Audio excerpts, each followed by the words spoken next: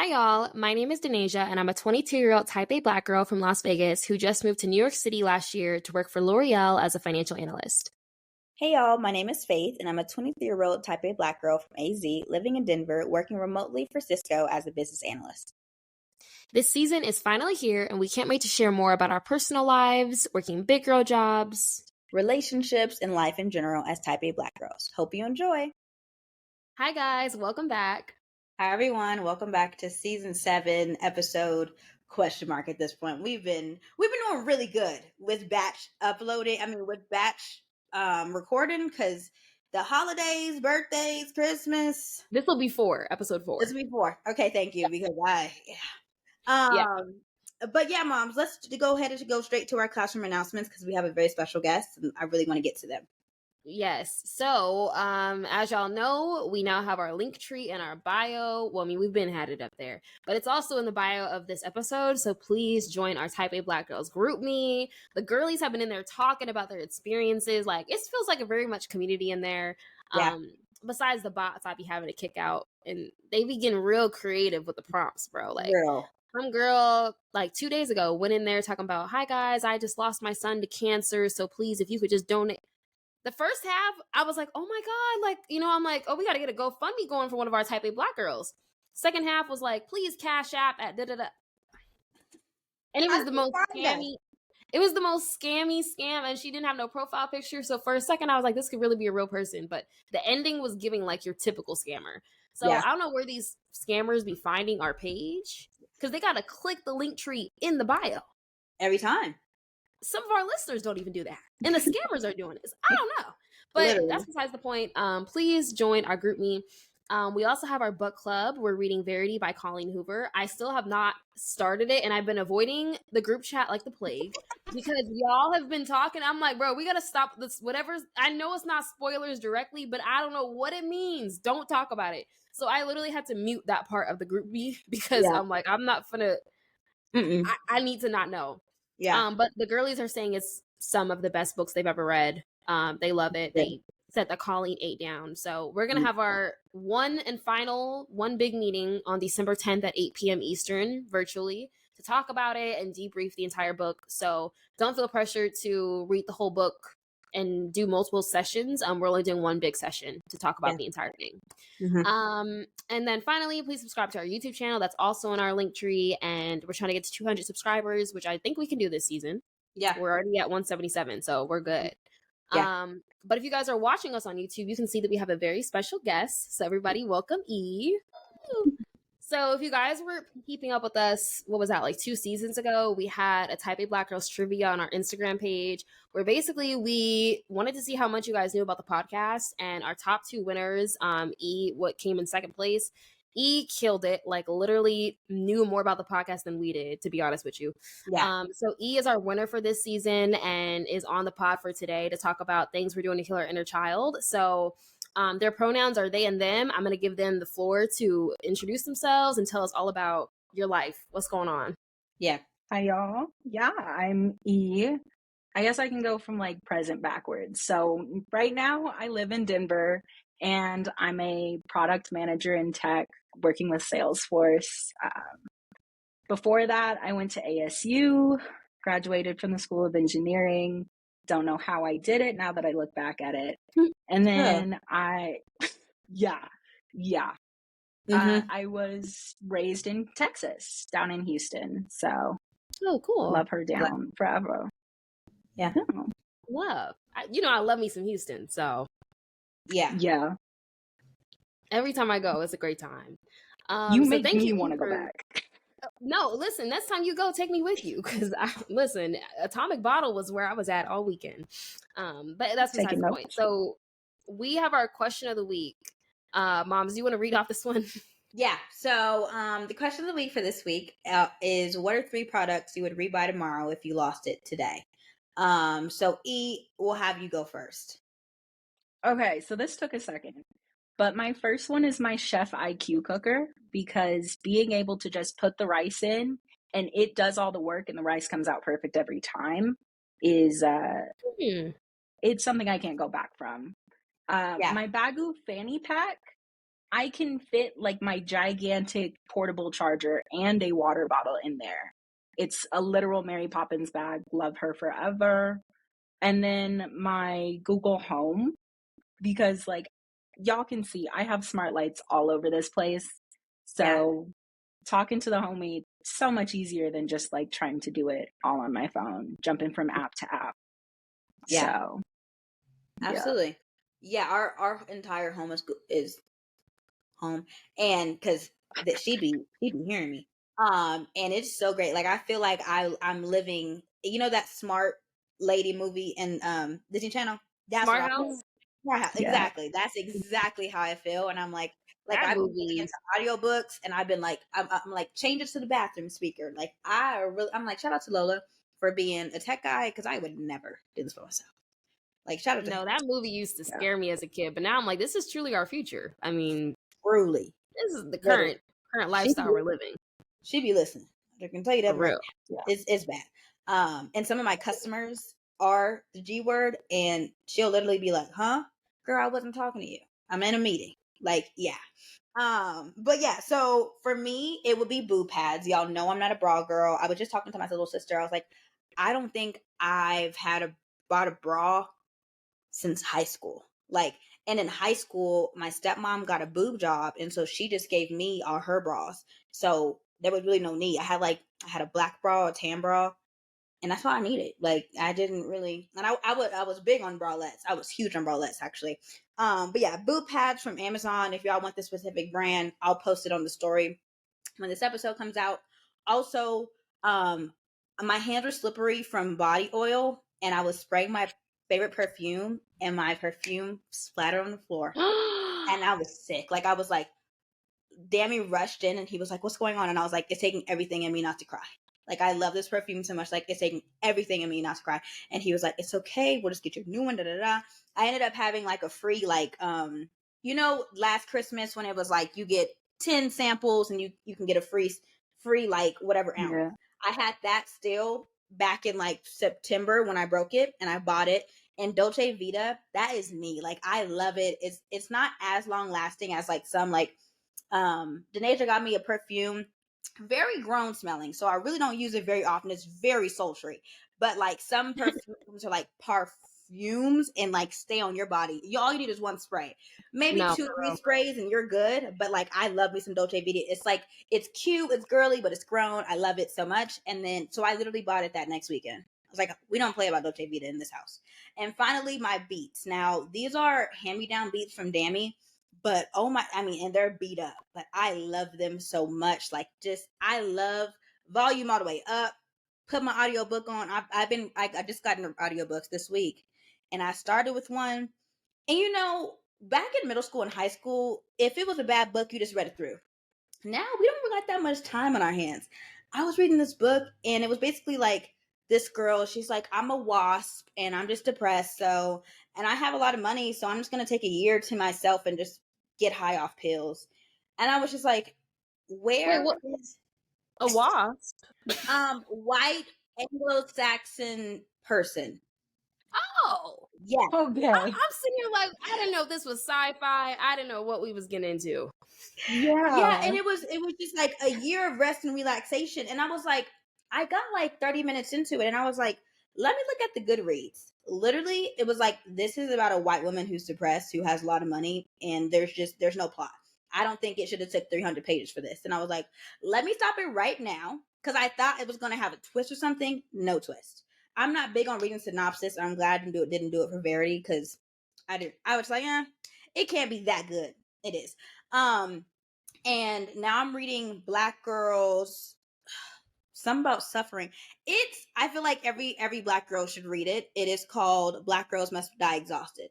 Oh my gosh, like it is so good. Like I'm like, wow, these are experiences that Black girls go through. But like we might talk about them and brush them off, but like this is a full book about like just the experiences we go through. And I'm like, girl, did you read my like autobiography that I never wrote? Like it's really, really good. So if you guys looking for a new book, definitely tap. And if you have Spotify Premium, Black Girls Must Die Exhausted is on the new audiobook for premium. So and you get 15 hours a month. Not sponsored, but Yeah, tap in. But moms, what are the 3 products for you, moms? For me and that air fryer gonna die together. I don't care.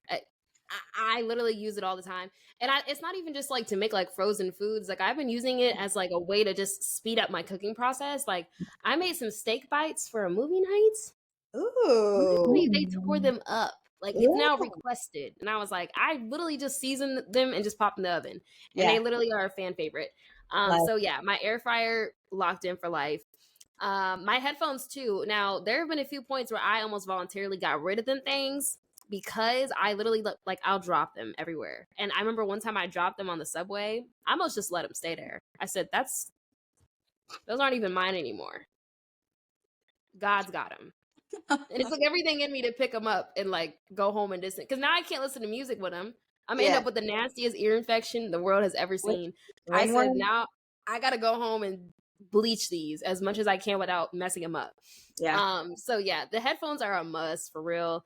And probably all of my skincare. I don't think I've ever said this on the podcast, but literally I went through such a bad skincare like reign, I want to say, in 2020. I was buying everything. Like I don't know why I thought I could just like mix all these chemicals and products together. And literally now my I would say my routine is like 4 products. And now I just have a whole cabinet full of just dead products that I don't use that I tried and I'm like, it broke me out or don't. Sunscreen, bro, my battle with sunscreen has been never lasting. Like literally, I thought Black Girl sunscreen was gonna do it for me, and I feel like I just look like a greasy ball every time I put it on. Oh yes, and I was like, this is the only one that doesn't live a white cast. But I feel so like I would have to like dap my face with paper towels. So now my little 4-step skincare routine, me and her is locked in. Whatever I like run out, I literally get it that day, same day order, not playing. And yeah, I think I would put perfumes on this list too, but realistically, I don't think I have a favorite right now that I would like replace right now. I think I just like I alternate based on how I'm feeling. And yeah, I mean, I say that until I drop it, then I probably will, but realistically, yeah. So as you guys know, we have our Rosebud and Thorn. So E is gonna give theirs because whenever we have guests, we just let them take the floor because realistically, we can really talk, and this would be a long episode if we do.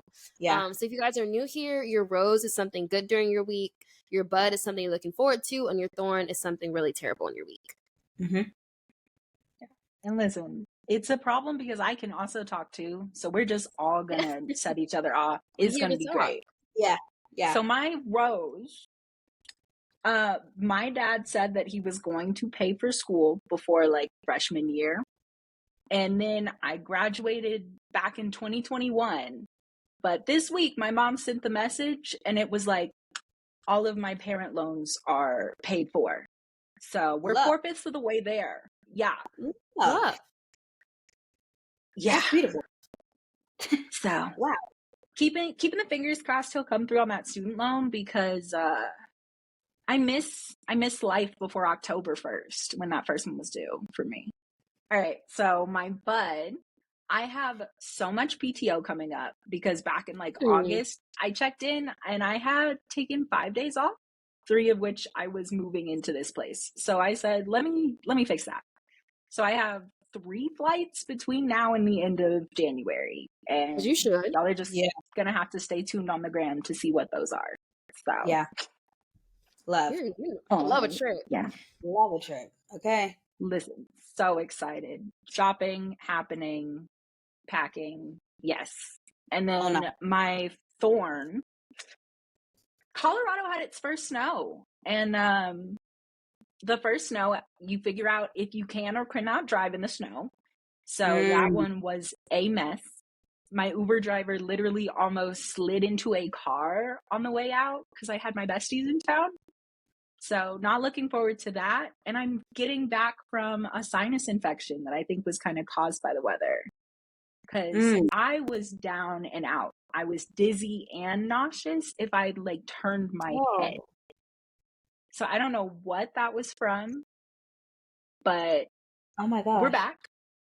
No, like I was down. Yeah. Dizzy and nauseous is a combo I never wish on my worst enemy. Well, no, I'm playing. Miss, please, kidding me? Yeah, I was like, let me not start thinking of names. Yeah, because the list is long, especially in the Type A Black Girls universe. Listen, as you know, we have a list. We have a list. Yeah, guys. So, I mean, as you guys can see by the title of this episode, as we've gotten grown, I feel like we're realizing what our inner child needs. And at least for me, I've realized a lot of the things I do as an adult usually stem from like teenage, early childhood years, realistically. So this whole episode is about things that we're doing to heal our inner child, to pay attention to them and keep them in mind whenever we're doing certain things and our behaviors, that we can kind of learn how to cancel those out as adults realistically and grow from them. So E, to start off with this, what did you start thinking about your inner child? What are their needs? And as an adult, what are you doing to help your inner child? So I started thinking about my inner child when I moved. I graduated before the rest of like my bestie friend group. So I was just out there. They were like finishing school and I was just here in Colorado. I moved without knowing anybody or having been here before. So like that also will do it. But I dove so deep into school for so long that I was just like, I don't know who I am without that one. So figuring out those needs was really just like, oh, I feel really lonely. How am I going to fix that now that I can't just go down the street and see my friend that lives 5 minutes away? And it took a minute, but I think honestly, it's something that will always be like growing and changing for me. What about y'all? Absolutely. For me, when I moved out on my own, back in 2021, bought a house, but my sister literally lived 7 minutes down the road. So she was always there raiding my fridge, raiding my clothes. Like it was me living on my own and doing a milestone thing that I really had wanted for a minute. But also Dammy was also there every other day. So it wasn't like I wasn't left to my own devices and left to my own thoughts, like on my own until I moved to North Carolina. And if you're new here, I moved to North Carolina last June of 2022 to start my job, and like figuring out, okay, I've been paying bills for I don't even know how long, but like after now I have disposable income, like what do I even do with this? And like I had to spend a lot of time with myself and my thoughts. I had to figure out what I actually liked. Like E said, all of my life was okay, academics, get this, that, and the third done. We graduate. Now we're in corporate. Okay. That was the most of my Type A plan. There was nothing after this. Like, especially me wise, not anybody else, me wise, it was academics, corporate. That's it.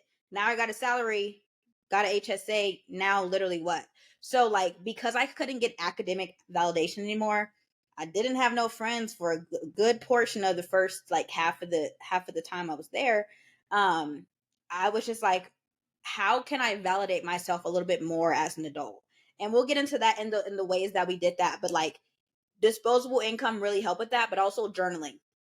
Oh my gosh, journaling saved my life, like saved my adult life and saved me from like spiraling into like a I don't know what I'm doing with my life because I don't have academics anymore. Should I go get my master's in something?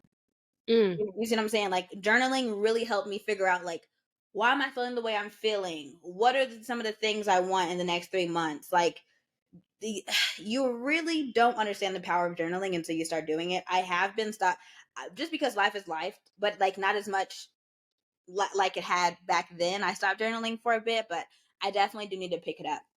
But moms, what about you? Literally the exact same story. Like for me, for context, if you guys are new here too, like I moved out here from my job to like New York originally in Brooklyn, and then if y'all know, there was a lot happening in Brooklyn. I ended up moving now to Jersey City. But like that entire time where I moved, it was September 2022. And I literally started my job a week later after I moved and didn't even have a place to live. And I'm like, this is the first time where I'm really tackling something.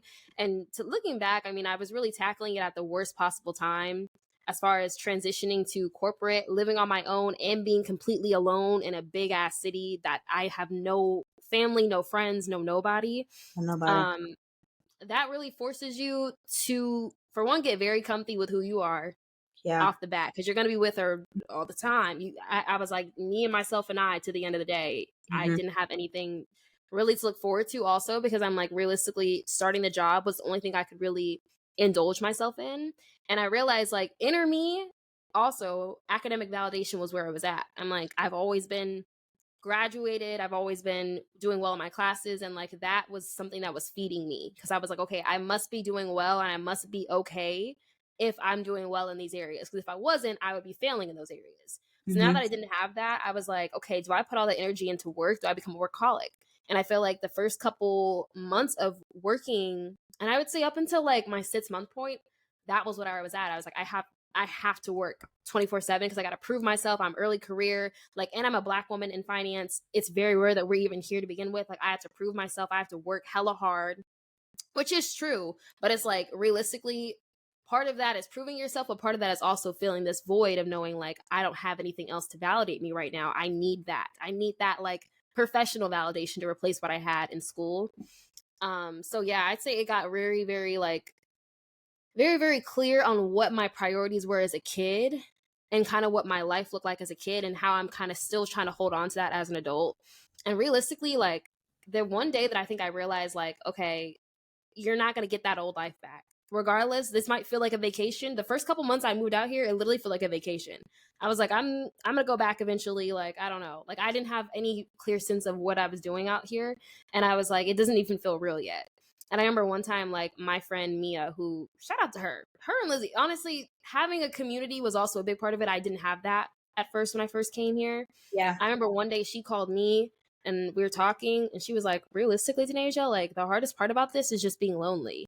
Like, at the end of the day, we're all kids. We all just want to have friends and family and have a good time and have fun. And I was like, I feel like that's the part that's missing, like feeling lonely, especially when you move out to a place that you don't know by yourself and you don't even have anyone to come home to. Like, I'm used to it being chaotic as hell when I come home to my family.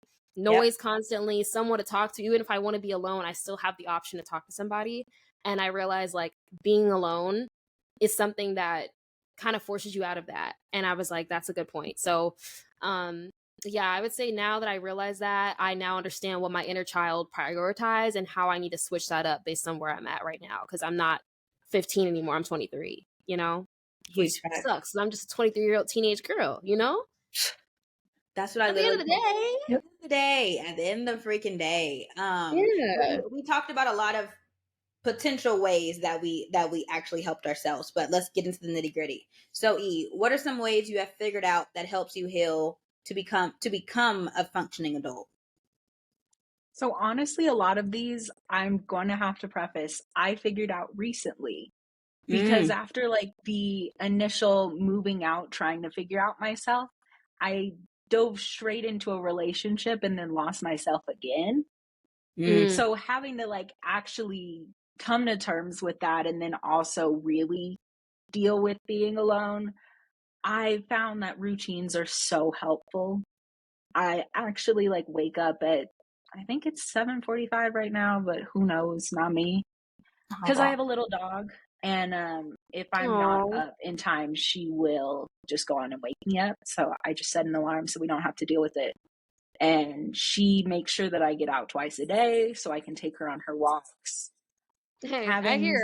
She said I'm here. Yeah. Oh, yeah. She probably feels like this is her podcast, not mine. But knowing that I have to feed her, then also just like after work, knowing that I just go and lay on the couch and just honestly scroll TikTok a little bit. I have something to look forward to as I'm sitting there on like hour 4 of staring at the same document. And during the week, I shut down at 9 and I will read my Kindle until I pass out. Wow. Right now, I'm reading Iron Flame by Rebecca Yarros because it just came out this week, and love her down. If you like Divergent, dragons, yeah. Oh, I do. Actually, I do. You might have Divergent, okay. Okay. Listen, if you like Little Romantasy, that one's gonna be for you. Period. You said it's called Iron Fist. The first one is Fourth Wing, and then Iron Flame. Oh, I was close. Like, Listen, that was like 60, 75%. So you all the on way it. there. Yeah. It's with an F. Yeah. Yeah. Okay. Let's see. What else? I realized like I don't want to have to like actually be where I could choose what kind of adult I am. I can still have fun at work or dress up in like bright colors if I want to. And I realized that like having that individuality and like going back to that thing of like I get to pick what I want to wear, especially for those girlies that had uniforms growing up. Actually just being able to have fun with outfits is so nice, and I take advantage of that. And then the biggest one I'm gonna have to say is like therapy, medication, because if you need meds and you're not on them, that was a fun first year here. Don't know why I did that to myself, but did. And then if you don't have anyone to talk to when you first move, therapy, having a therapist that you can just be like, hey, I am in a new place for the first time and I don't understand like how I'm supposed to go out and find friends. And we just sat there and talked about like, here's what you could do. And it was just kind of like having a homegirl, and yeah, you had to pay for her, but you got to start somewhere. huge facts. Yeah. Realistically, yeah. And it's also like, I feel like, especially on the part about not really feeling like you have to commit to something as an adult too, like commit to a version of who you think you should be. That's a huge one, because I feel like in my head growing up, I always had this idea of like who Denasia would be in her like early 20s. And it's like, that doesn't have to match up. It can be a completely different person, because realistically, I created this like prototype of what I imagined my 20s to look like when I was like 8. Like, life has changed. So much has happened since then. Like, it's okay if whatever you envisioned yourself doing as a kid doesn't line up to where you're at right now. Huge fact. For me on my end, like what's really been helping me become a functioning adult is like our generation does not look like, or maybe it does look like what we used to think adults look like, but I think we're changing it up. Like I'm literally just a girl. Like I have been telling that to one of my mentees. Like she was like, oh, like I just don't know if this is what I want to do for the rest of my life. Like I think like everybody here just wants to do this for the rest of their life. And I'm like, girl, me either. But like they're like breeding us to become like the next round of people. And I'm like, whoa. Bump the brakes. Like I don't know what I want to do in the next 5 years. Like I know we had like the 2028 isn't really that far away, but like that can change, because in 2018, my outlook of life and what totally different. Totally freaking different. But what's really been helping me become a functioning adult and like heal my inner child really is like buying myself fun little things. Like in the beginning of the pod, I definitely had a scarce and limited mindset. Like I would literally go into a store and be like, is it a need? Will I, or more so, will I die if I don't have this? Like, you know how crazy that is to like go into a store and think that? Like I would have 5 things in my cart, but I'm like, will I think about this if I don't, when I leave the store? Like now it's just so great because I'm like, I'm not a big spender. Y'all know I'm not a big spender. On my little niche things, I'll spend some money. Suitcase, yeah, I'll drop a bag. But like on like regular stuff, like I'm not dropping bags. I'm very budget friendly girly, but like now I'm just like, I go into a store. If I'm going to the mall, I'm getting something. I'm leaving here with something. You see what I'm saying? Like, I don't make all of this money like to just pay bills and just hold the money because we don't know what's going to happen next. I could die tomorrow, and that savings fund is just chilling. Like, it's probably gonna go to my sisters or Danny or my mom, like whoever I had assigned it to. Like, I will say, you can't be dropping a bag on everything if you don't have disposable income. I would just advise that, because the disposable income helps your inner child come out way easier than if you didn't have disposable income. I will say that right now. Like, we are all very blessed to have disposable income, to even have these conversations of having a limited and scarce mindset, and having like money flows to me easily. But like, I would just tell my sister that. She's like, well, I think money is a construct and like it'll just come to me. And I'm like, you can say that because you can do 2 heads and make easily 1K. that's not something that happens for a lot of the people. Like a lot of entrepreneurs, one, and a lot of corporate people too. Like a lot of corporate, especially millennials and Gen Zers, are one paycheck away from being like, oh frick, my quad pay is now affecting my credit. I can't pay this electric bill because I paid that last paycheck was my fund bill, my fund money check. Like if you know, you know. And like it really is hard to break away from that scarce mindset, because it took me, I started in August, it took me probably a full year to get fully comfortable with buying stuff for myself and not feeling like, oh my gosh, that was so much money, even if it's like $75. I'm like, oh my gosh, you guys, like, I don't know how I'm going to financially cover, even though it's like, girl, look at your bank account. You've allotted enough money for all of your saving funds and your emergency fund. It's okay to spend money.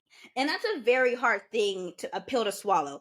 And it's not like I came from the slums. Like the way my brain thinks, it's more so stems from anxiety. It doesn't stem from, I had such a horrible childhood. My mom provided.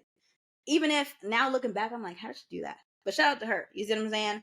But like I see, you know, like I don't know how she did it, but like she did it.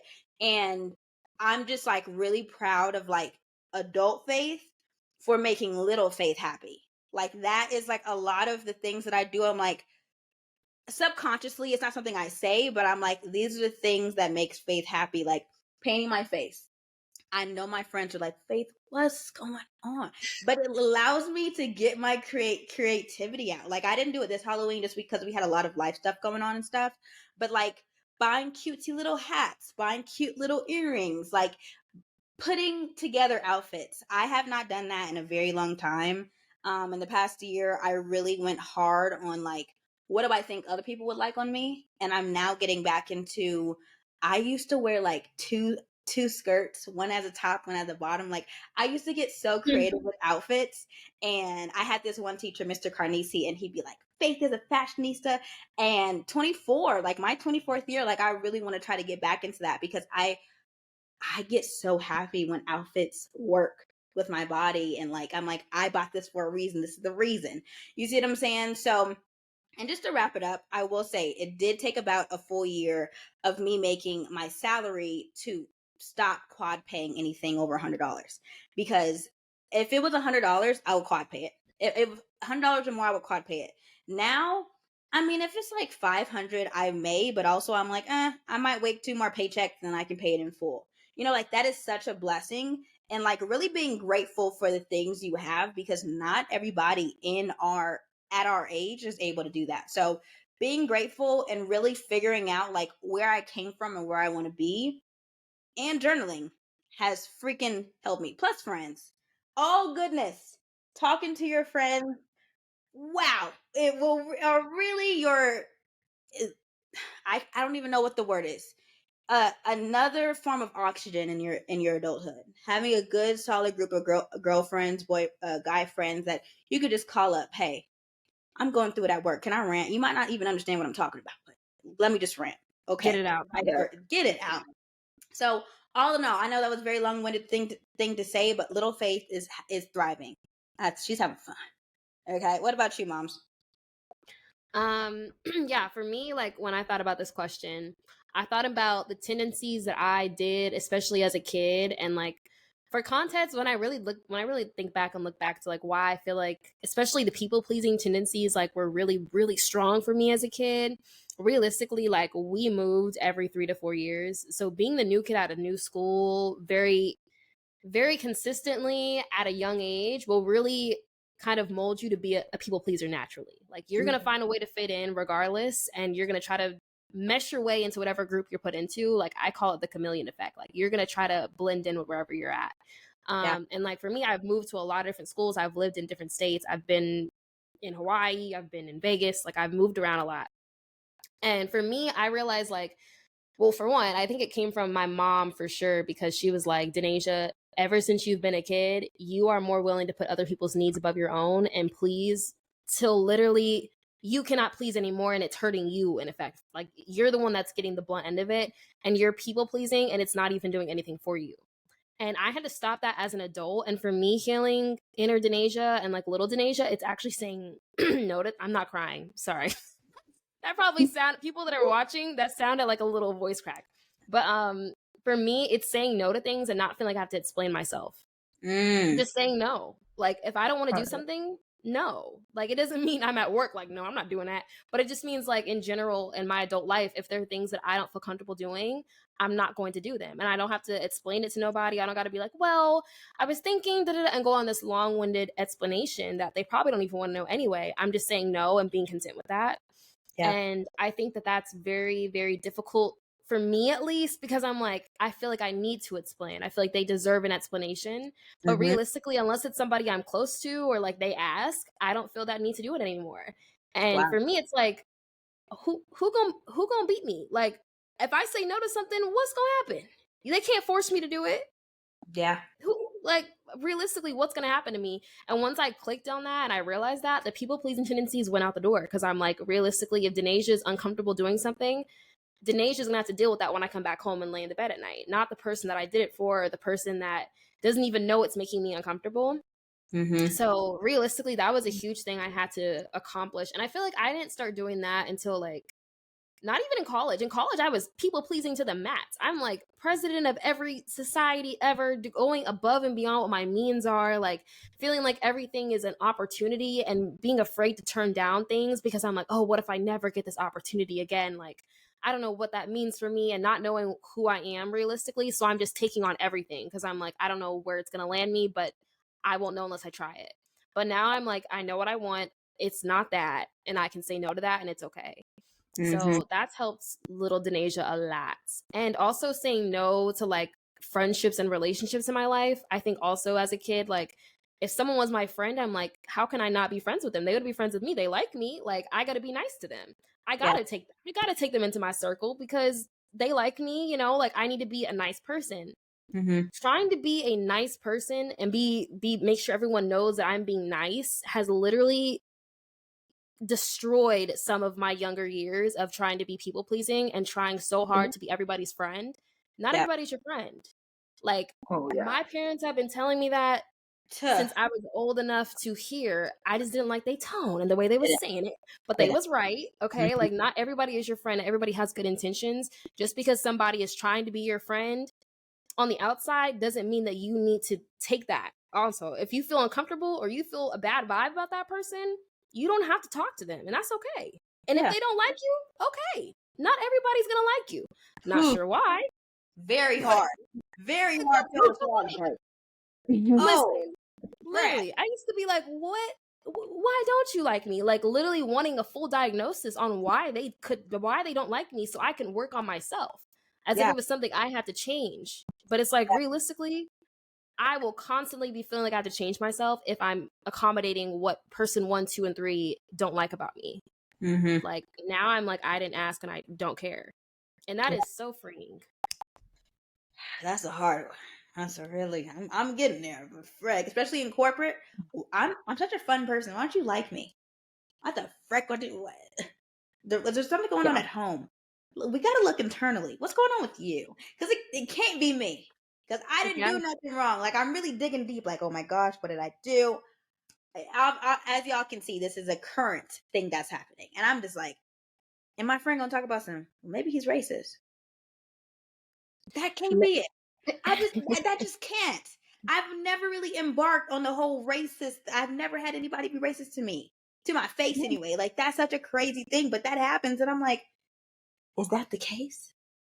It may be. I was gonna say some people just don't like being happy, but it may be, Mom.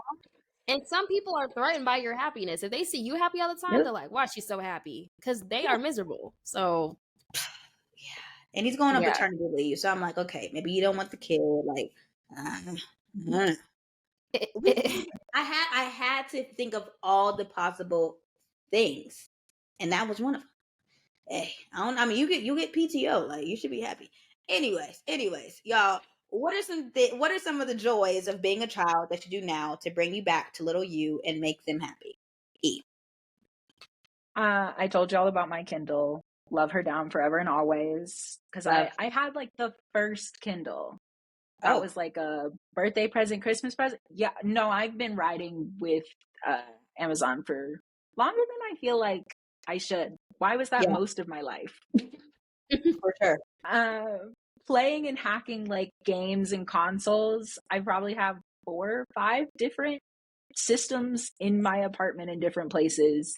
Oh, wow. And I'll just spend a weekend of like, oh, I'm gonna reshell my Joy-Cons on my Switch, or hacking my 3DS. I've done like a few of those. That one's pretty fun.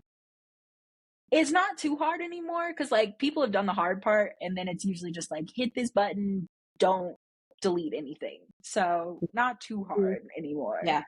Going to musicals because Hamilton, love her. Seeing 6, ooh, in a few weeks. Good thing I remembered that one.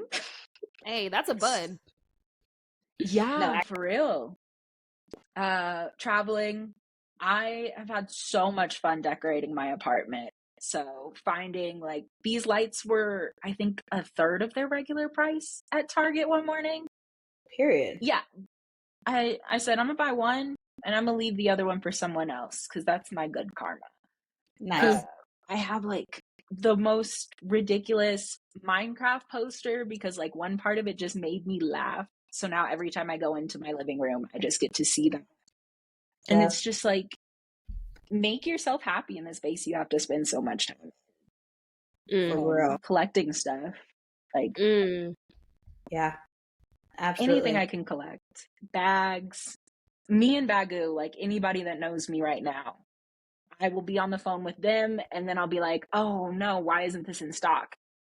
Because I'm sitting there trying to change up the Google search to find like these out of stock items. That's not dedication. even just here in the US. Yes, I was on like the Japanese sites of like, let me do some bai. It got bad. Oh, girl, you was on there translating. For real. Oh, yes. Isn't that the Japanese yen? You was on there USD to yen. Oh, yeah. I said, that. How much is this for shipping? Period. It's really just the little things. I'm not going to hold you. It really is little things. For me, like, one of my goals this year was, here's the thing. Back in, I couldn't tell you, but like, one year I was like, I'm doing, my New Year's revolution is, I will never forget this. And one of my aunties was like, baby, it's a resolution. And I was like, that's not the point. It's, you know what I'm talking about. It's literally the 31st. You know what I'm talking about. And so I would always make like things that I want to do in the year. And then by like March, April, I would stop. This was the one year I felt like I really gave it my all. I really tried to be very intentional. And so concerts and festivals were and traveling was one of my big things. I traveled a few times for my job.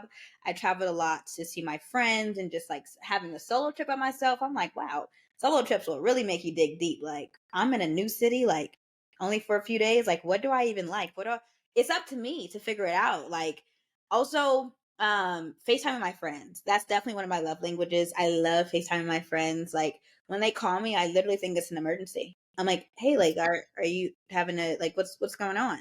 Like, why the frick didn't you FaceTime me? Honestly, I FaceTime like 95% of the time.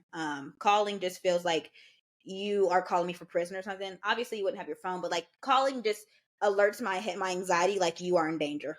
That's just what it is. My mom knows my anxiety, so she never calls me unless it's really something intense. Also, this podcast. I've always loved talking. Growing up, it was just like when I would start talking too much, my mom would be like, Malatha. And it when she said Malatha, I'd be like, oh, okay. Let me go ahead and be quiet. Like when I have 2 sisters, if you guys didn't know, Hope and Joy.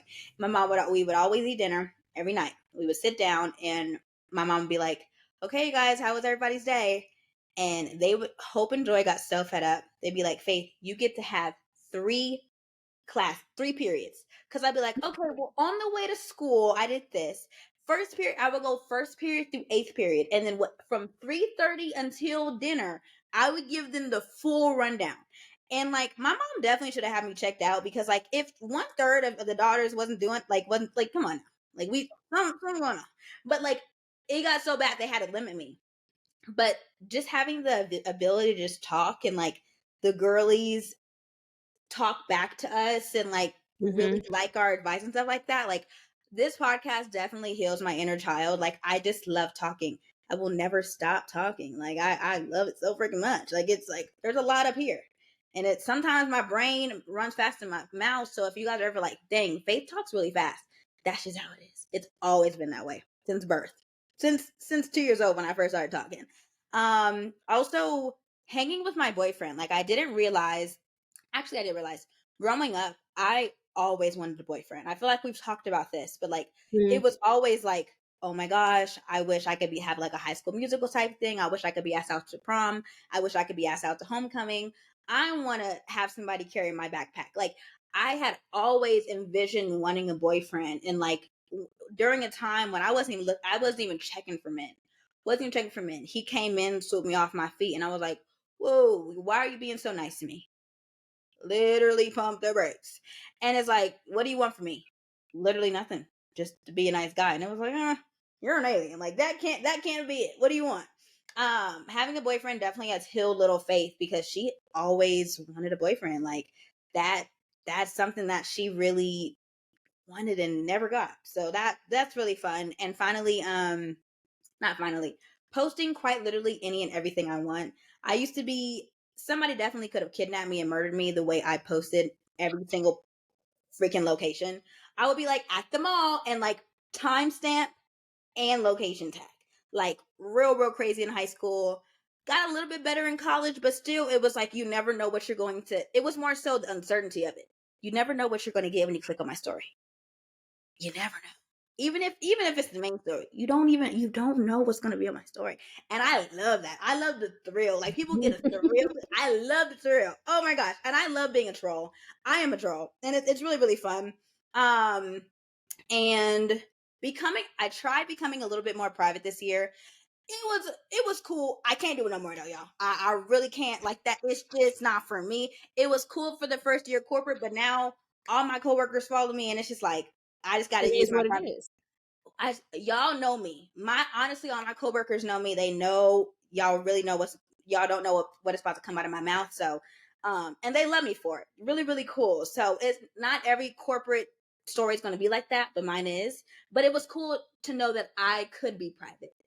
I just don't like it. And finally, traveling, like I said, y'all, I love a good flight. My next how to heal my inner child will be, I basically had to dig deep, and I said, what do I enjoy doing on my downtime? I like to watch food competition shows, and I like to eat, and I like to spend money on food. That's just what I like to do. And so my new goal is for next year is to go to all 26 of the Michelin star restaurants in Colorado. That is my goal for next year. I am so lit. I've done all my research. We're gonna hit 2 to 3 a month, and I'm like, I'm gonna spend the money anyway on Uber Eats. So might as well have designated food money for some good, like, okay, I'm excited. So like, especially like when people ask you, what do you do? Oh, I order Uber Eats and I nap. Like, that would be what it is right now. Like, especially if I didn't want to tell them about the podcast.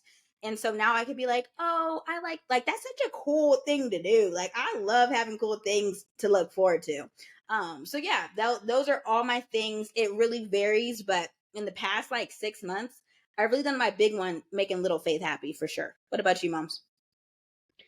For me, I was tapping back into reading as an adult, and I used to be a real big reader. Like, my mom had to take Twilight away from me when I was 12 because she's talking about the last book has sexual content. And I said, lady, I don't care. Went to the library, stole that book back. I said, I'm finishing this. Okay. So like, I was a real big reader, and like, I'd say up until like high school, college, just because things got so hectic, I was like, I genuinely just don't have the time to read anything that's just not assigned reading. Like, it just is what it is. So I've been tapping back into that. And also, I used to love watching, like, I don't even know what to call this genre, like Pretty Little Liars, Teen Wolf, Vampire Diaries. Yeah. Basically vampires and werewolves. Yeah. I used to eat that up as a kid.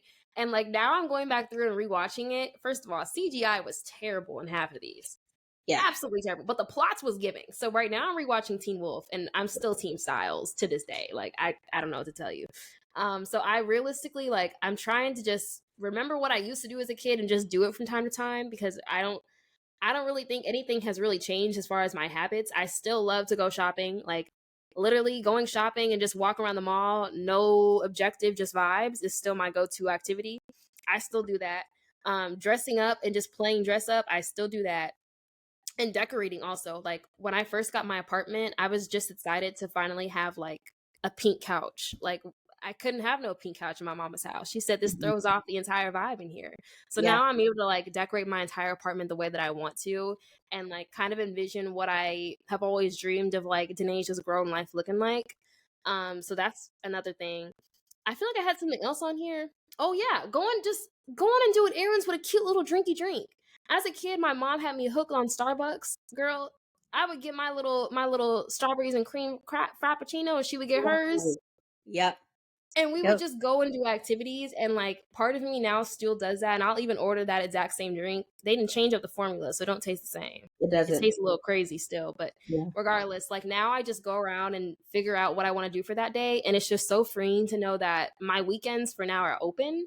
And I don't have to worry about doing homework or nothing crazy on the weekends. I can literally just dedicate what I actually want to do on the weekends, because all of college and high school, it was like every weekend was just prep for the next week.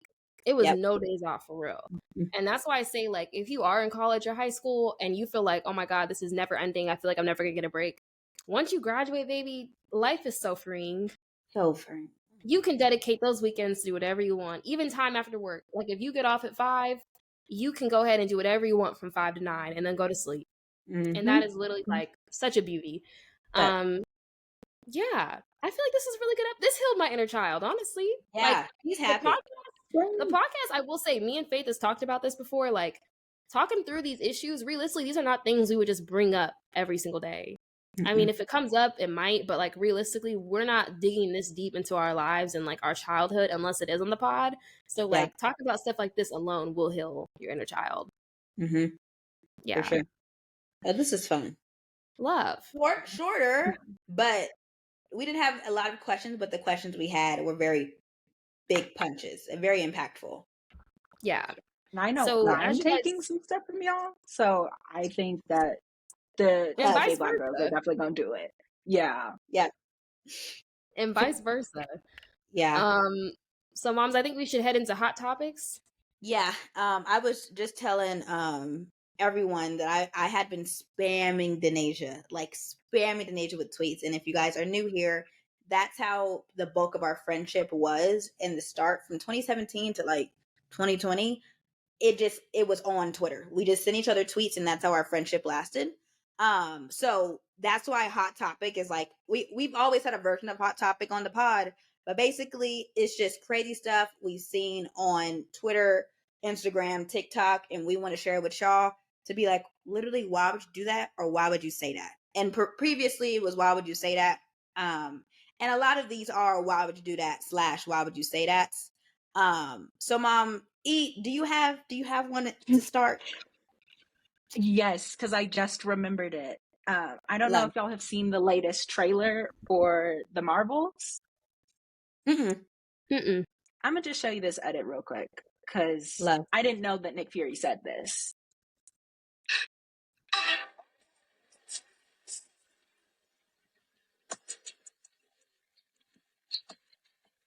Did he say what I think he said? He said Black Girl Magic. Girl, sorry. I definitely thought he said F that magic. No. They got Nick Fury yelling Black Girl Magic. Oh, wow. I didn't even know he said magic. I didn't even hear nothing he said. Those editors, they go for style, not really clarity all the time. So that's fair. Really? Absolutely. Okay. Shout out Nick Fury. No, literally. The fact that they even allowed him to say that, that's literally huge. I know they told him to. Yeah. Okay. I literally just scrolled from the top. I probably sent Denaja between 20 and 30 tweets since we last recorded. The first, this is a tweet, a 4-part tweet. The first slide said, he loved you enough to not let you walk around looking crazy, but doesn't know how to be nice about it. He said, how much your hair be costing? Okay. She said 175. Why? See if she got to squeeze it. Not gonna lie, your stuff is lifting, and I wanted to snatch that stuff earlier when I saw you. I was gonna let you meet my people tomorrow, so go handle that so you don't look ugly. What I want to say on this podcast will make us lose any sponsorship we ever thought we had. Because who are you talking to? Are you? Yeah. You've lost your Now he doesn't have to worry. Does it? And you don't even gotta give me no money. Actually, give me the money, and I'm gonna spend on literally anything else because there's a nicer way to say that if you actually like me. He don't like her. He hates the money and goes.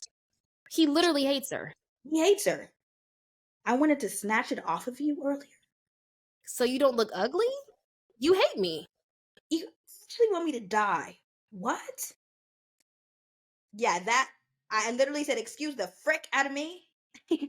Another one is it's been like trust men or be whatever. This one said trust man or be Mexican. And if you were around a lot of Mexican people, and especially I went to a lot of like predominantly white and Mexican schools, somebody just posted these shoes. And I said, yeah. If honestly, during Hot Topics, you have to watch. I'm sorry, or you're not really going to understand. And then there's no way I can describe these shoes to you.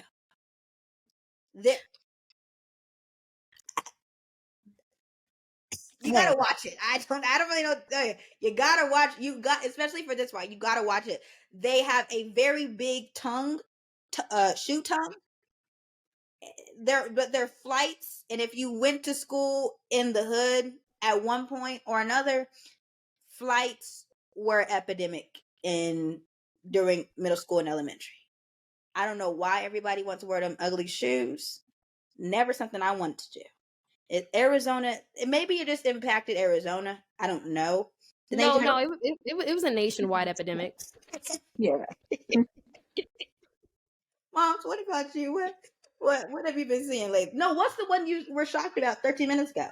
Okay, so right before we got on this call, I gasped out loud, audibly, because I said, oh, "This is the perfect hot topic," and we've been covering this as a hot topic for the past like season, honestly. Yeah. I just saw on Twitter, Keke Palmer has filed a restraining order against Darius Jackson is requesting full custody of their 8-month-old son.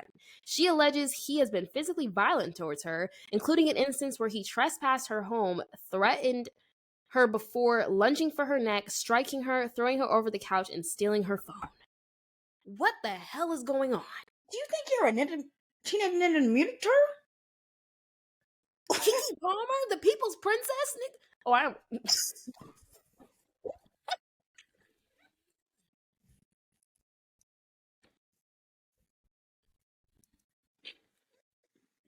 Bro, I was finna go off.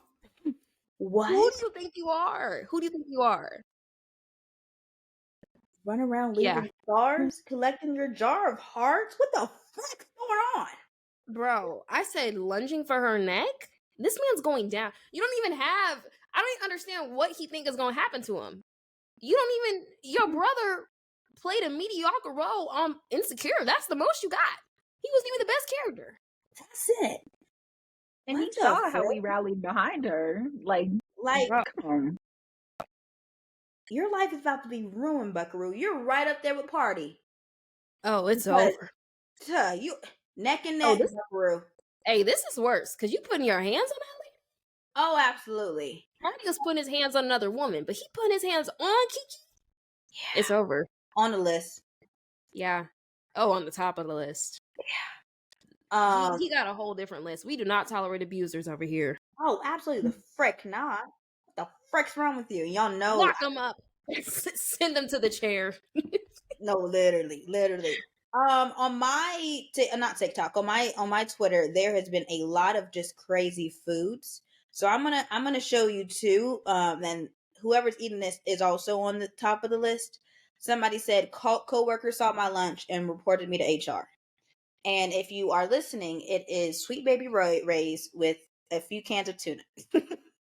I saw that, and I exited the app because my grandpa used to eat tuna and sardines out the can like it was nobody. Like like they were Cheez-Its. So I was literally traumatized from that. Like, and I'm just talking like in the car. I'd be like, Grampy, what's that smell? He got sardines in the passenger seat. Like, I think that's one hand on the wheel, one hand like in the food. In the sardines. I think that may be old person thing because my grandpa and my granddad also eat sardines, and I'm like, you guys don't have to eat that. We don't have to do that. We don't have to eat like that no more. It's okay. Like, I think that's why I don't eat seafood to this day.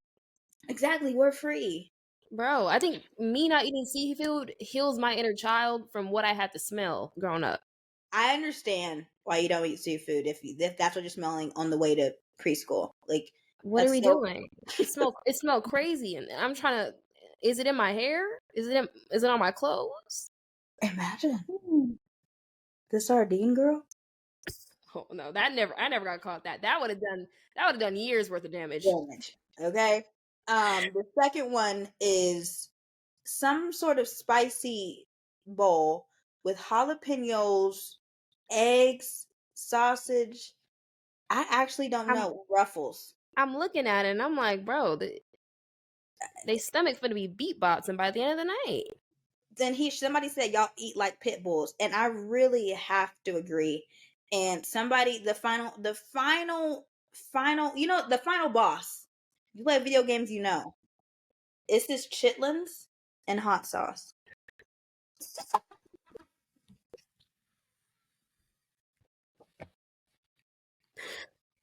Bro. Reaction like that, moms. I've never seen you have a visceral reaction. Bro, absolutely not. Chitlins is one thing I just can't tolerate. Have you ever had chitlins before? Never in life. Me either. Never will. Never. Anytime I bring that up, people are like, you say you had the right one. On purpose, Buki. I'm never putting that in my body. Like, why would you even ask me that? Disrespectful. You've never had the right one? What type are there? They act like there's different levels to this. Medium rare? Bro, what? It don't change what it is. Isn't it intestines? Yeah. They be... no, I'm not doing it. I understand why our ancestors had to. Because, you know, they would just give them the scraps. Right. Cool. Not questioning the history. But this is 2023. We are free. We don't got to do that. Matter of fact, add pig feet to that. And pig noses. I don't eat meat anymore. But it shows, like, you start to realize the people that will just, like, they're like, it's meat, I'll eat it. And, like, I'm especially afraid of them. Yeah, no, if you're going to eat, like, intestines, feet, like, we can be picky. No, they're the people I'd be afraid of in an apocalypse. I have a theory about that. I think people that will eat anything will be the first to eat you if there's an apocalypse. I think they're going straight to cannibalism. Maybe that's a why would you say that in itself? Yeah. But them and the raw meat people. I agree. The girl on TikTok that be just eating raw meat out the pack. Have y'all seen that? She has to get dewormed every month. Like a dog? Like a dog. Like more than it. My dog ain't never had to get dewormed. She eat kibble. Get your hair done, get your nails done, deworm. Get dewormed. Hey guys, come with me to my deworming appointment. Can you imagine? Get ready with me to go get dewormed. A pit bull? Oh my gosh, that's so insane. And like they said, like, okay, so somebody made a TikTok like stitching her, and they showed like before she started doing this whole like literal carnivore thing versus after. She literally is like her face has changed. Like she looks like she eats only meat. I don't know how to describe it. She looks like a Crude. You know the Crudes, the cartoon? Like it's like she looks very carnivorous. And that's no disrespect to her. I'm just saying it clearly changes your body. You can't say somebody looks carnivorous and say no disrespect. Shout out vegetables. This is something that really, really, really gets me going, bro. Because why are you only eating meat? Like literally, she'll take a pack of raw steak and just eat like a grape. Like no seasoning, like blood dripping down her hands. I kid you not, moms. It's insane. And people are like, this is fake. She's not swallowing it. Does she have to? She's getting dewormed. I think she's swallowing a few of it. She's swallowing it. I don't think she's spitting it out. Online footprint. That has not popped up on my For You page, but now that they've heard it, it will tonight. Oh, listen, I'd be like, not interested every time. I don't want to see this. Oh my God. Yeah.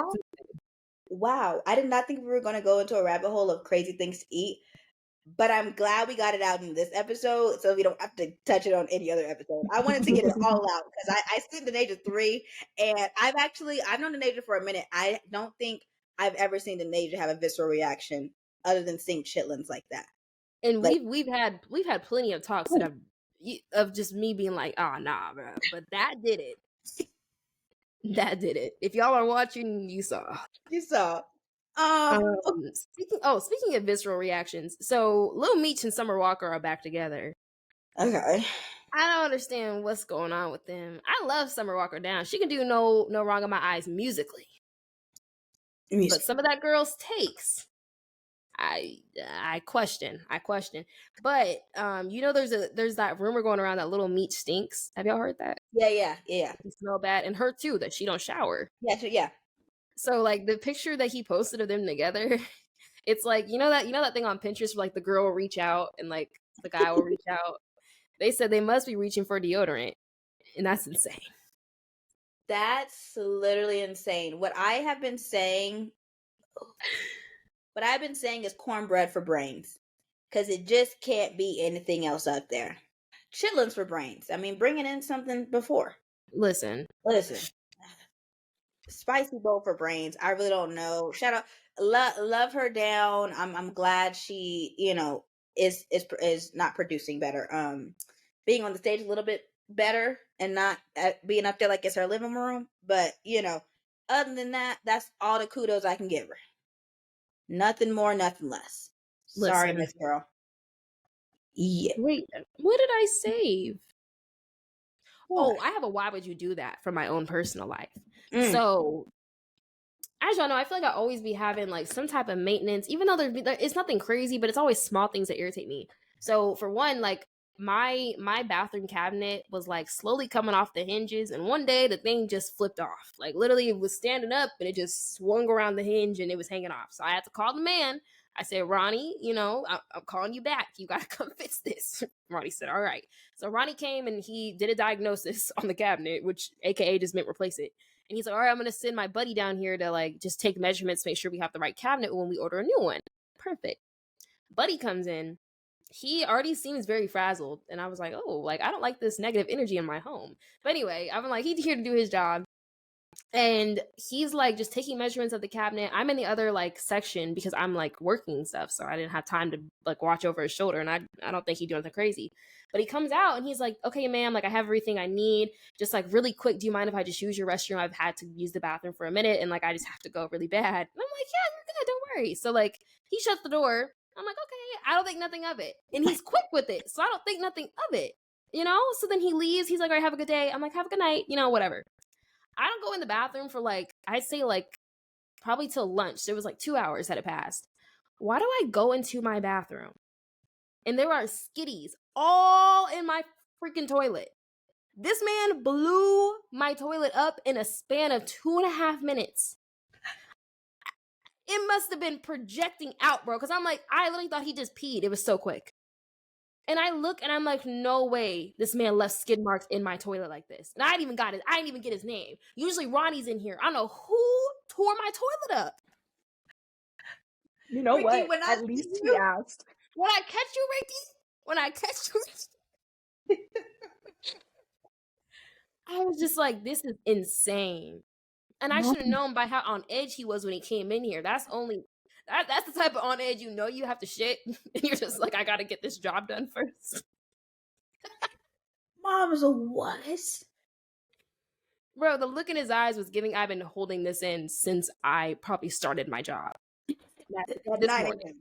Bro, it's giving whatever he ate has been kicking at God's door all day. And I was just like, bro, because he came in here with a sense of urgency. And I was like, oh, he must really want to get this cabinet done. Like, no, he had other plans. Oh my gosh. I literally bleached. I bleached my entire everything. Oh, what did Mama Thompson say when you told her? She said, I can't repeat what she said on here. She said, that nasty. You didn't use that word. I know, but that's a good interim for right now because y'all love that one. That's y'all favorite word. Oh my. I was like, bro, there's no way. There's literally no way. Like, I don't even understand why he didn't. I literally have a little toilet, like the disposable toilet scrapers by the toilet. Like, if you wanted to hide the evidence, it was right there. I have it there for the courtesy of my guests. I even have a little poopery on the stand. I don't even think he used that. He was moving so quick. 2.5? This is the fastest pooper I know. He don't play. Down. It's down. Oh my God. The number one shitter in the state. Like, that man was going for gold. I was like, bro, this is crazy. I was like, you know what? And I was like, do I tell Ronnie his man been doing this, or what do I do? Like, I don't even, you know, when duty calls, I guess. Literally. Like, maintenance people do not care. Because, yeah, I had the maintenance people come in to check my AC for, like, the first of it's still broken. And he, like, went into the bathroom to, like, look at stuff in there. And then he left out of, like, the apartment for a little bit to go get something. He never closed the bathroom door, but somehow, some way, that man peed in my toilet and then did not flush it until he got back. And I think he didn't know that I knew because he, like, pulled he, like, went into the toilet rather than just, like, flushing. Oh, so he was pissing on the side, thinking it was gonna... Yeah. Bro, that's unserious. Very unserious. And I'm like, when you never close the door, I've been in the apartment the whole time. I felt very unbothered. And yeah, I felt just like you, Denasia, because I cleaned the entire thing top to bottom. Yeah. I said, I don't know where you've been, bro. He been eating chitlins. I said, I don't know where you been, bro. But I gotta bleach everything. I gotta bleach where you walked, where you talked, where you breathed. Mm-hmm. Moms, that is... I was gonna do a why would you say that, but I don't think I can top y'all. I think I'm gonna save it for the next episode because what? Literally what? But I do know we have a few good, and it's gonna make you think, what the frick's going on? A few cautionary request lines. Let's go ahead and get into those. If you're new here, cautionary request line is just like how it sounds. The girlies call in their dilemmas, questions, anything and everything, top to bottom, whatever you could think. The cautionary request line, have it. If you have a dilemma or anything related to quite literally anything, it's going to be in the description below on YouTube and Spotify and Apple. And if you are on our Instagram, please follow us because we're almost at 800 followers. So I'm very, very excited for that. And we'll see you if you don't follow. I don't know how, but we'll see you. Just know we looking. And we got apps. We'll figure it out. But yeah, it'll be in our link tree, and it's called Free Suggestion Box. And please, we love to hear your guys' dilemmas, and we love to possibly answer them. Again, we are not doctors or therapists, so please, you cannot hold us accountable for any of this. We're just trying our best to help the girlies out. This is for legal reasons. Okay, you can't hold us to nothing. It does feel like the girlies that have tapped back in after they've sent their dilemmas, we've helped them. So we love that. We absolutely love when you tap back in. But moms, do you want me to read the first one? Yeah. Okay. Hey, Type A Black Girls. First of all, love listening to the podcast. Love you. Can always count on Type A Black Girls podcast to give me a good laugh or a tip, period. So back in 2021, I was on Tinder and matched with this guy. We ended up talking for a couple days, nothing serious, and made plans to possibly meet up, but that conversation died and we never spoke again. Fast forward to 2022, I got back on Tinder in hopes of just having fun, but met this amazing guy who I have a lot in common with, similar cultural background, which is a non-negotiable for me.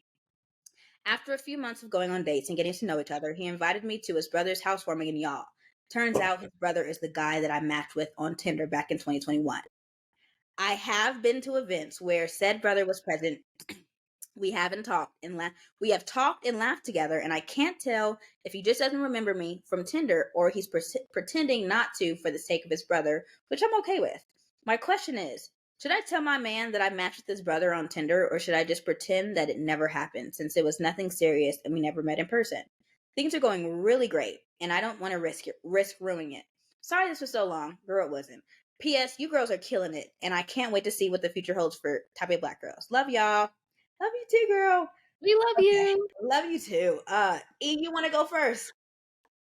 I think for one, you're gonna know your relationship best and like how you feel like he would take it. But also, yeah, I think one of two ways. Either you know he's gonna be mad and just don't say anything. And also, how much have you been talking to him? Because if you guys were like talking for 48 hours straight and then it just didn't happen, that's different than like 4 or 5 messages. Because if you guys are that type, just be like, hey, nothing weird happened here, but just wanted to let you know that like I recognized your brother because we met once. Because I think if you guys are like, oh, we had 4 or 5 messages and like I barely remembered him at first, he shouldn't really care, in my opinion. Shouldn't. No. I agree. I think honestly, your best bet. I mean, I feel like if you just matched with him, I think most guys, especially, don't even remember their matches. They probably just be swiping, honestly. So there's a chance that his brother doesn't even remember that it happened, especially if it was just a match and like no messages happened. If messages happen, I do think, maybe you should then clarify and bring it up if you feel comfortable saying like, okay, we did talk back and forth. Make sure that's known, because you don't want the man you're talking to. Hey, he could be your husband down the line. You don't have to figure out later down the line that you were flirting with his brother when you guys first met. Yeah. So first of all, I guess I would first bring it up to the boyfriend, and then bring it up with maybe the brother if it escalates. That way he can prove also that it was nothing. It was literally just Tinder message or a like, and it was nothing crazy. But just make sure that he knows that like it was obviously something that you didn't even remember until you saw the brother in person. So that shows that it really wasn't anything deep. Yeah. No, I agree with both Probably of didn't them. even know he had a brother. Right. Because it was only a couple of days of talking. And men don't really be texting that great, especially on Tinder. Like, especially. Ooh. Girl, why did my mom not know that I was once on Tinder and all the things? We were just in the car and we were talking. I just brought up something. This name of this senator that's going up was one of the names of this really crazy looking guy that my friend swiped on. And it's like a running joke. Like, his name is Kwame, and he just looks like it's a very scary looking man. Like, men's Tinder profiles truly are some of the scariest things on this planet Earth. They don't really put a lot of thought into it. And my mom was like, girl, when did you get Tinder? I said, Mom, when I left that house and entered that dorm, I downloaded Tinder. I downloaded Bumble. I downloaded Plenty of Fish. And Plenty of Fish is for you know what I'm saying? Like, that's I don't know at what point you get on Plenty of Fish, but you're not finding a husband there. You might find a little something on there. Okay, from what I've seen. And she was like, "Girl," I said, "Girl, I was grown. I'm 18. I'm in a dorm on my student loans. I can do whatever I want with this phone that I paid a bill for. You see what I'm saying? But yeah, girl, have fun, but also honesty is the best policy. And if you think this can actually go long, I'd rather you say it in the first 3 months than a year and 3 months. And he's like, bro, why didn't you tell me? That's weird. I was gonna say, if this goes further, and it will, he's gonna be like, you should have brought it up when you realized, versus having that as a secret that you feel like is hanging over your head for like years.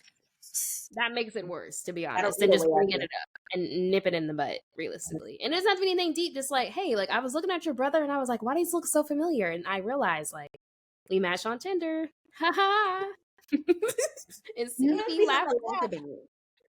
Look back and laugh. Like, that's really what it is. It's like we all are on Tinder. We all have swiped. Like, it's like he shouldn't be mad at you. If he's mad at you, you might like, what's going on with you? Is there like a sibling rivalry? Like, but honesty is the best policy, especially in the beginning. Right. And I mean, at the end of the day, he the brother that won. He got you. So shoot, it worked out. Obviously, you got a type. So that's good. It works out in your favor too. Huge fact. Huge facts. Okay, so this next one, Now, this is the first time we never got somebody in all caps with multiple exclamation points. So I was like, we got to talk about this one. Yeah. Denasia, please, please, please, please talk about why you decided to pursue Delta and about your overall experience. Also, feelings surrounding your experience from being an interest to making it all the way through. It would mean the world to me. I've been feeling really alone and lost about my feelings. Girl, you came to the right person. So for me, I realized I wanted to become a Delta my senior year of high school. I had applied for like a Delta scholarship. Now, at the time, I didn't even know what I was applying for. I was not familiar with Greek life at all in high school. And like no one in my family is like D9. So I had no idea what that whole world was until I got to college, realistically. But in high school, I was somewhat introduced to it because I applied for a Delta scholarship for like high school seniors to go to college, and I got it. And I remember my interview process was so stressful. I had to walk in, and it was literally like a long boardroom table with all Delta women like sitting like this, and like the president of the chapter sitting at the end of the table, and I had to sit at the other end. And it was like, "Hello, Denasia. Can you tell us why you deserve the scholarship?" And I was shaking in my boots. Like it was more serious than any job interview I've ever done. And that was just for the scholarship. Oh my God. And it was insane. That was the first time I had to like really, really like come with my game. I remember I went around the room and shook everybody's hand. I said, "Good mornings, miss," and did my whole thing. So that was my first introduction. That's when I knew Delta women didn't play. But that's also when I knew I wanted to be one of those women at the table, because I was like, I love that they're so confident, like so firm and confident in themselves and how they carry themselves. Like I love that. So I knew that going into college. My freshman year, especially going to a PWI, I knew I wanted to be a part of like a group of Black women that I feel like we're doing something. I feel like I can look up to women there that are in Delta as well. And also like once I'm in the organization, learn from people around me and like contribute back realistically. And that's what I wanted to do. And when I first was freshman in college, I felt like some of the people I was meeting on campus, I wasn't really connecting with. Like they were just like, I call them orientation friends, like people you meet in orientation where you're like, "Oh, hey," and they're like your friends because you don't know anybody else. But like, I feel like I hadn't found my people. And for me, like, the Deltas on my campus, when I looked to them, those were the type of women that I wanted to like see myself hanging out with, see myself doing big things like that, even if it wasn't the same career path or major or whatever. I loved like their determination. And that was kind of what inspired me to do it.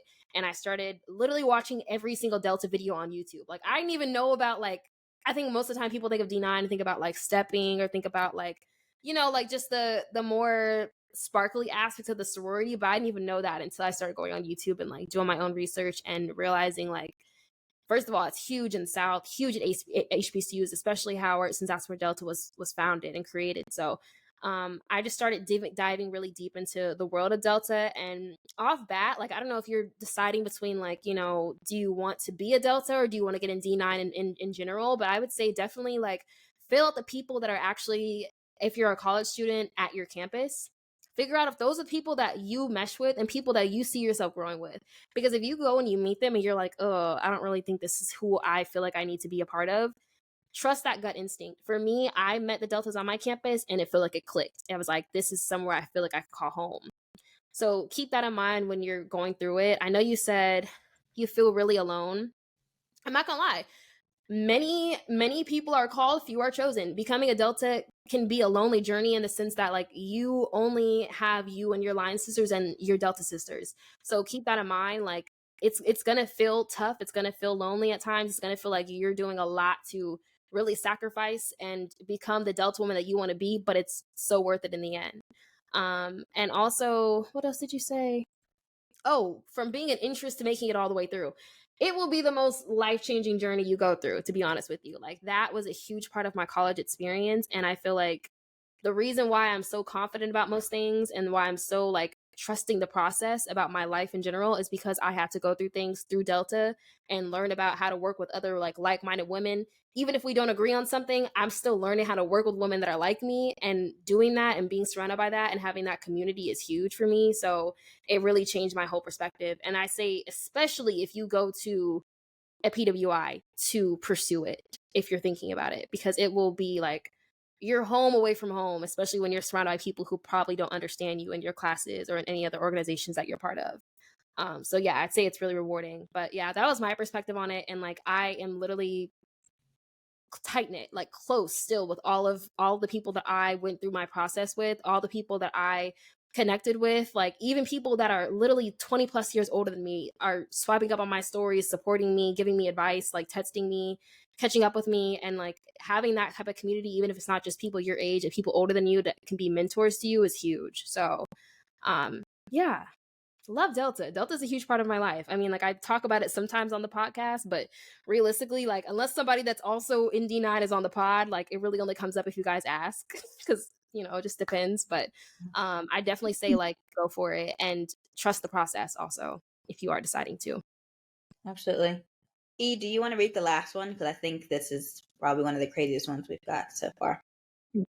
Of course. This one is crazy, girlies, so please bear with me. My best friend and I have known each other since we were 18. We're now 25 and working big girl jobs. Here's the problem. I think we're in two different stages of our life now. I'm focused on improving my mental health and balancing work and my education. And she's focused on men and making friends. She was dumped by her ugly ass, evil ass ex back in March, and now she's becoming a serial dater. We're long distance besties, so whenever she FaceTimes me, she fills me in on the tea, and it's always so worrying to me. She mostly talks about guys and sex nowadays. She's having sex without condoms sometimes. She met up with a stranger in the middle of the night and had sex in his car in a public parking lot. And now she's having casual sex with this guy who went to jail 3 times, has 2 kids he didn't tell her about, has done hard drugs, and has a tattoo of his ex. She says he's a really nice person who wants to improve himself. I've expressed my worry and told her that she might be making poor decisions, but she believes she's actively thinking about her choices and acting accordingly. I apologize to her for being so judgmental, but I can't help wondering if I should keep giving her advice and supporting her as much as I can, or if we should have a conversation about the chance that we're incompatible as friends now. I'm also wondering if I'm just being too concerned and if I should just work on easing up a bit. I care for her, but her new lifestyle is stressing me out, and I miss our conversations that weren't centered around ugly dudes who don't deserve her. Any advice is appreciated. Tell me I'm being too judgy if you need to. And weren't. You aren't. That is literally insane, and I can't talk on it first. So I'm going to let y'all go. Okay. For me, that's insane behavior. And like, if you're already feeling a gut feeling, like anytime I get on FaceTime with her or call her, I don't know what's about to come out of her mouth, but I love her so much. Seeing her basically like throw away this part of her life is hurting me. It's hard, but I will say, I think unless she asks you for your advice, just be a listening ear. And when that becomes too much, just be like, hey girl, I can't hear about this anymore. You might need to find another friend to talk to say this stuff to, but I can't hear it anymore. I think me and Denasia both had friends that are just like very boysen, and it's like, okay, if you're not going to do anything about it, I don't want to hear it. Like I would much rather us just, can we talk about literally anything else? Can we talk about our big girl jobs and our struggles there? Like, just saying like, you're taking a toll on my mental health because of the decision you're making. And that can be a very hard pill to swallow, especially if you are her go-to friend to talk about it. No bars held, everything she got going on. But if it's taking a toll on you, you kind of have to, I would say, listen to Not My Circus, Not My Monkeys. And what episode do we have coming up? I'll look it up. But the one coming out? Yeah. Oh, I forgot what I titled it. Hold on. I'm gonna find it. Yeah, because that's definitely gonna help. Because moms, if it's taking a toll on you, the few hours you're not at work, that's a lot. That's a lot on the dome. Yeah. Okay, I kind of approached this question like, I'm imagining if this is one of my close friends and I'm in your situation, and one of my close friends right now did a complete 180, and now all of a sudden they are acting the way she acted. Because I feel like that's helping me like think about it more realistically, like how I would handle it. For one, I feel like the way she's acting is a result of that breakup. You said her funky ass ex. I think he definitely had an impact on her confidence, and I think she's using sex and like talking to other men and using that as an outlet to try to like validate either whatever she feels like she's missing from her old relationship, or just the fact that she just went through a terrible breakup and like these men are giving her the literal bare minimum, but she needs that right now. Yeah. So knowing that, I feel like you have to approach it knowing that, for one, she's probably in a very delicate mental state. Like, she probably needs her best friend, but also understand you can only take on so much. But come to her realistically and just be real with her. Like, hey, girl, you are not valuing yourself right now. I want better for you. How can we fix this? And see what she says. If she's willing to do something about it, then it's like, okay, then we can work on that. But if she's like closed off and is like, girl, I don't really care what you have to say, like, this is my life, yada yada yada. At the day, she is 25. You're 25. Y'all are grown. Yeah. We can't blame this on like teenage, oh, I'm just trying to figure out my life. Like, I'm not saying you have to have 25. Once you turn 25, you have it all figured out. But it's like, realistically, she's not in her early 20s or a teenager anymore. So there's a point where you got to start taking accountability for those actions. So if you bring this up to her and share how you feel and feel like, girl, I'm uncomfortable and I think you are not valuing yourself the way that I'd like you to, and she still does not care, then you can evaluate whether or not like this friendship is something worth having. But I do think, given that you guys have been best friends for a while and like she was not always like this, the true part of her to her core is still in there. It's just probably layered. There's a lot of layers of like insecurity probably and like hurt and pain on top of that. That's kind of like masking who she is right now. So yeah, I'd say have the conversation first, but also give her grace as you have that conversation and figure out how she responds to figure out how you respond. Yeah. And that episode is compartmentalizing friendships. Yep. Mm-hmm. Yep. So, I mean, yeah, it does suck though, because it's like, if she's not really changing after you have a real serious talk with her about it, it's like, okay, maybe this is how she is now, and you will have to accept that. Yeah. Oh goodness. It sucks. It does. 25. Like, your frontal lobe is a little more developed at that point. Like, you should be almost done by then. So it's like, yeah, to a degree, like making these reckless decisions, and like as a reformed reckless decision, like boy crazy type person, if she's not taking your advice right now, like she isn't until she figures it out for herself, which is a hard pill to swallow as a good friend. But if you still want her to be in your life long term, it might just be worth it to step back right now. And you can just like straight up let her know, like, I can't have this energy in my life right now. I love you. I care for you. But I'm going to do it from a distance right now. It's going to be a Twitch live stream, not a meet and greet. Maybe that's like the wake up call she needs, realistically. Like, if she sees that even her own best friend is like, girl, I'm not going to put up with what you got going on because I want better for you. That might be something that now clicks in her head. Like, oh, let me get my life together. Because you're right. Like, she is 25. So it's like, if she's making those decisions, she has to stand on them. And I don't feel like you have to apologize for being judgmental. I don't think that's judgy at all. I think the decisions she's making are crazy. So it's like, I don't think that's a bad thing. And realistically, she's putting her health at risk too. So it's like, health. That's the biggest thing. Like, yeah, you're being crazy, but now you're putting your health in the way. Like, please, I don't know how to say this gently, but like, ask her, how do you tell somebody, please go get checked? Because you're not being responsible. Just like Make that. Your bestie. Did you get checked? Like, let's go get. We can go together. Let's go together. Let's make it a friend date. Let's go get brunch and then go get tested. Because even though you may not think you need to get tested, I think it's still good to do it once a year. And if you're being that reckless, maybe even once a month. Yeah, they're having STD epidemic. Listen, old boy that we meeting up with in the public parking lot at 3 a.m.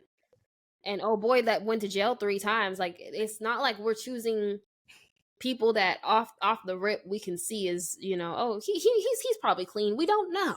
It's like, and if you've listened to one of the failed talking stages, y'all know I had a run-in with the man who didn't tell me he had a kid until like 4 months later. And if he can hide that from you, 2-3 kids from you, what else is here? Not only that, we had a type A Black girl that submitted a call from the Quest line talking about how her boyfriend of like 8 years gave her an STD, and that's somebody that she's in a relationship with. So it's like, STDs are nothing to play with, especially with random guys that you don't know anything about, and it could be lying to your face. Huge facts. Yeah. Ooh. So Good luck, girlies. Let us know how all of these turn out. We love a good update, but especially to the last girl, like give her grace for the first conversation, but after that, you got to stand on business. Unfortunately, if you need to play this for her, I stand by everything I said. Imagine, hey, I have to actually let's listen to this podcast together. That'd be crazy, but if it's you're like, oh my god, this sounds just like your situation, girl. Like we should listen to what they said. Hey, just clip it. Oh my god, they don't even gotta listen to everything else. They don't gotta listen to nothing about chitlins, nothing. They can just cut straight to 135. What do we say at that point? Oh goodness.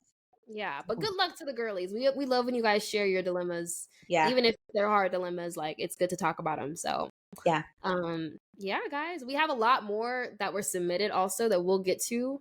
Some of them will be in the next couple episodes, and some of them will be actually for one of our main topics that you guys will see. So yeah, we will be back soon. Thank you to E also for coming on. We're so happy. Like the fact that we're able to have somebody that listens to us and is like knows so much about the podcast, actually just like chill and talk to us is so cool. So thank you. Huge thanks. I love y'all. Thank y'all for having me because I'm just having fun. I love to talk, and I don't have a podcast, so I got to just sit in on y'all's today. Yeah, hey, cool. We knocking things off the bucket list. No, quite literally. But make sure y'all follow us on Instagram. Let's get to 800 followers. Follow us on YouTube. Let's get to 200 subscribers.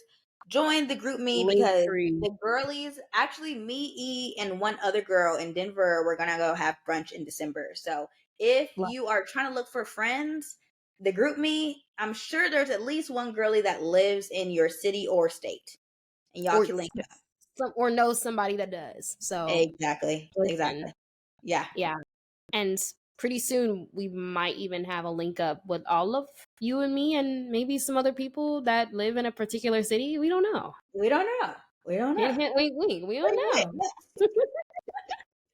But we love you guys so much. Thank you, E, for coming on. And E, where can they find you? Most places it's probably going to be Lizoot. LIZZOOT. Love. Period. We love Lizoot. I know that's right. That's honestly your name in my head. So yeah. Thank you so much for coming on, and we will see you guys next week. Bye. Bye, guys. See you later. Bye, y'all.